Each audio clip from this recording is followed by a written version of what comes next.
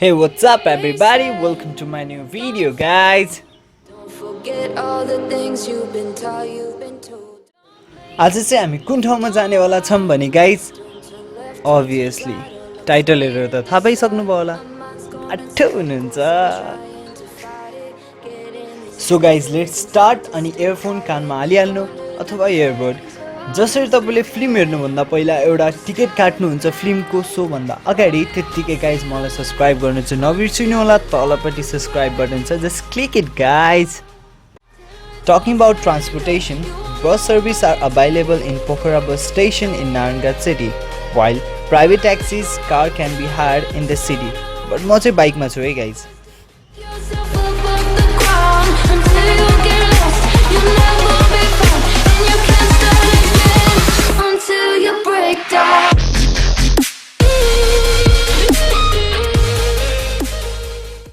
So guys, गेटबाट भित्र entry हुने बित्तिकै guys, I feel I'm in another world.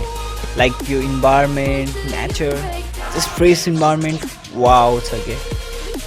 Let you know है guys, जसरी नारायणी पुलले चितवन र नवलपरासीलाई जोड्ने काम गर्छ त्यतिकै तनहुँ र चितवनलाई जोड्ने काम पनि यो पुलले गर्छ है. सानो छ बट जोड्छ है. मलाई यो सस्पेन्सन ब्रिज यति मन पर्छ हैन गाइज, लाइक वाउ के. सो हेलो गाइज, अहिले चाहिँ हामी कहाँ आएको छौँ भने देवघाट हैन. यु क्यान सी पछाडि ब्याकग्राउन्डमा पुल आइरहेको छ. यो पुलमा चाहिँ कस्तो हो नि एकचोटिमा दुईजना मात्र हिँड्न मिल्ने, लाइक यताबाट एन्ड बाइकहरू पनि निक्लिने, त्यतिकै एकजना रोक्यो भने एकजना निक्लिन्छ. सो देवघाट धेरै टाढा छैन, नारायणघाट ठ्याक्कै सहीचोकबाट 15-20 मिनटको डिस्टेन्समा छ भने त्यस्तै भनौँ त्यही 𝓨𝓾 बस पार्कको जस्ट अगाडि 10-15 मिनटको बाटोमा. रिलिजियस फेथमा चाहिँ देवघाटलाई एकदम टपमा राखिन्छ हैन, किनभने यहाँ चाहिँ कस्तो भनिन्छ भने सबै शुद्ध भनिन्छ क्या. एन्ड द्याट्स वाइ हैन. अब यहाँ चाहिँ एउटा मलाई नराम्रो लागेको चाहिँ के हो भने अब त्यो के भन्छ अरे वृद्ध आश्रमहरू पनि यहीँ छ एन्ड मान्छेहरूलाई अब भनौँ न चिहानदेखि लिएर सबै कुरा यहीँ हुनको कारणले मलाई कस्तो अलि नमिल्ला राम्रो नलाग्ने खालको होइन. त्यही पनि देवघाट चाहिँ एकदम नेचुरल हुन्छ नि, नेचरहरूले चाहिँ एकदम ब्युटिफुल के. लाइक यतातिर हेर्न सक्नुहुन्छ होइन, अलिकति तपाईँहरू हेर्नु पुल एन्ड पुलको पछाडि त्यो रिभर ब्याकग्राउन्डहरू वाउ लाग्छ होइन मलाई. त्यही भएर चाहिँ म धेरै जस्तो देवघाट चाहिँ आउने गर्छु होइन. मैले तपाईँहरूलाई पनि रिकमेन्ड गर्न चाहन्छु कि देवघाट चाहिँ चितवन आउनुहुन्छ भने प्लिज घुम्नुहोस्, तपाईँलाई एकदम मनपर्छ. सो अगाडि हेरौँ है त के छ. Devghat is one of the famous religious and culture center in central Nepal. Is one of the junction of 𝓨𝓸𝓾 and 𝓨𝓸𝓵𝓵𝓸𝓀 river and is one of the holiest place in Hindu mythology.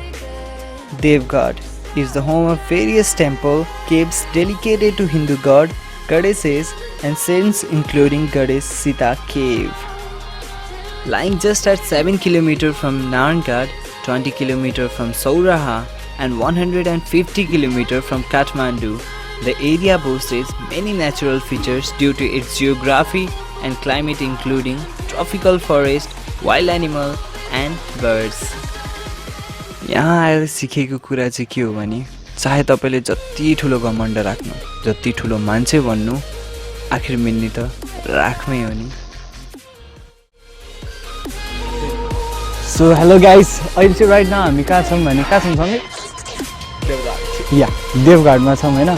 So तपाईँहरूले blog हेर्दै हुनुहुन्छ I guess होइन. अनि त्यसपछि तपाईँलाई कस्तो लाग्छ blog त्यो पनि भनिदिनु होला.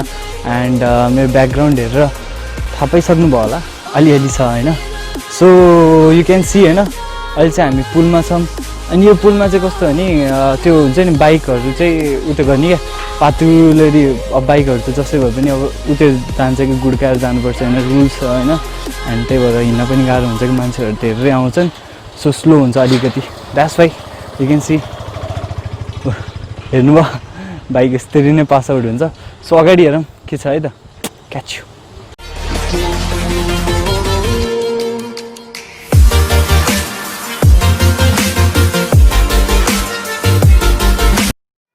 Don't forget to like, comment and share the video if you really like it. And guys, if मैले केही कुरा चेन्जेस लिएर आउनु पर्ने छ भने do suggest me in the comment box below.